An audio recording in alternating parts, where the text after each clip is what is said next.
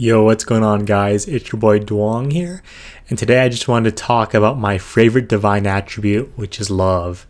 So, St. John says, God is love, and I think when you analyze love, you actually come to understand God even more, and contained in love is a lot of the other divine attributes. So, you guys know I love this analogy, but when two lovers gaze into each other's eyes, it's like time slows down and you get a glimpse of eternity. There's a perfect, whole, simultaneous self-possession of all that you ever desired and all that you ever wanted. And that's what eternity is. Saint Boethius defined eternity as a simultaneously whole, a perfect possession of interminable life. And when two lovers gaze into each other's eyes, it's like that happens. All that you desire, all that you ever want is just present before you, and you obtain it and you wholly have it all at once. Additionally, because that love is whole and because you have it all possessed at once, there's no need for nothing else. No need for anything else. So all other desires fade away. And so you don't have to grasp or latch on to anything else, but you are perfectly joyful in bliss in your own state of being. And so there's this idea of divine immutability, because with anything mutable, it always wants to gain some perfection. Something changes, it wants to gain a perfection. I want to learn more to become more knowledgeable. I want to be happier. I want to be healthier. I want to do all these things to gain perfections. But when you have it all simultaneously whole, there's no need to gain any perfections because it's already perfect in itself. And so this even gives a glimpse into divine immutability. But this also gives a glimpse into divine unity, but also allowing for a real distinction within divine unity, which points to Trinity, because two lovers are united in their divine embrace such that they're one, and they pour themselves out in a third, yet they're still really distinct. And this matches with the Father being the lover, the Son being the beloved in their divine embrace, the love being poured forth, the love sigh, the holy aspiration. And so we see that there is simplicity, there's unity of love that unites them into one, but there's still real distinction at the same time in the midst of the two lovers. And there's also just complete peace. There's complete joy. There's complete bliss. There's also true divine goodness, because the love pours out to another, willing the good of the other for the sake of the other. And there's nothing necessarily to gain, but there's only to give. There's also divine freedom, because when you love, you are free when you love.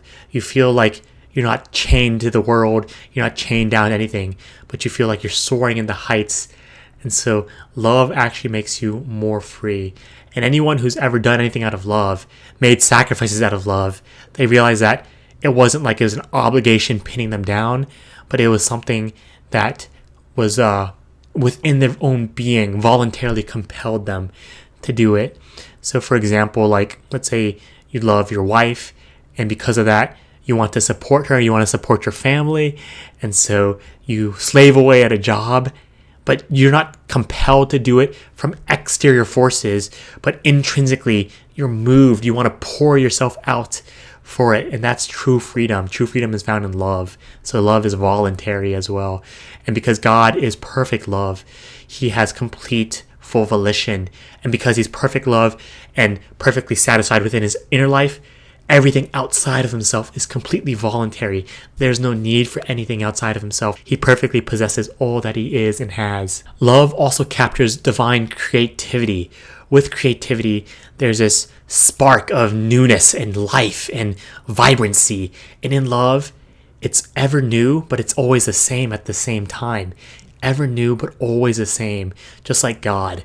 He's ever new, but he's always the same God. Because when you have a lover, it's still the same person. You're always loving them, but it's like they bring a newness to life. I don't know if you've ever fallen in love, but it makes you feel like you're re-experiencing life again. Those little things like going on dates or, talking or having conversations, late night conversations, appreciating their little quirks. It brings a newness to life. And so creativity and vibrancy is captured in love as well. And additionally, there's an aspect of beauty, because in love, you capture the beauty of the other. You see their face, the glow of their face, their reflection and all of that. And it gives a glimpse of the beauty of love. Finally, love is mysterious. When you fall in love, you might have certain reasons, but at the end of the day, it's very mysterious. Like, why did I fall in love with this person? How did it happen? And you might be able to somewhat name it, but not fully comprehend it. And that's like God. We have divine names, but the divine names are not comprehensive of God. We say God is good, God is just, God is merciful, God is wise. All these names, they tell us something about God or the things around God, but they don't fully comprehend the divine essence. And likewise, the same thing with love. Why did I fall in love with her? Well, maybe it's because of her eyes, her lips. Maybe it was because of her modesty, her kindness, her holiness, certain things like that. But I can't grasp or latch onto a single thing that captures fully why I love her. At the end of the day, there's an aspect of mystery and hiddenness. And so likewise with God, who is love, there's an aspect of mystery and hiddenness within him and incomprehensibility. So these are just a few things that I've been meditating on with love, and how recognizing God is love actually gives us insights into more of the divine attributes. And this is why love is my favorite divine attribute. So I hope you guys enjoyed this. I hope you guys are led to contemplate God more, and remember to pray the rosary. God bless.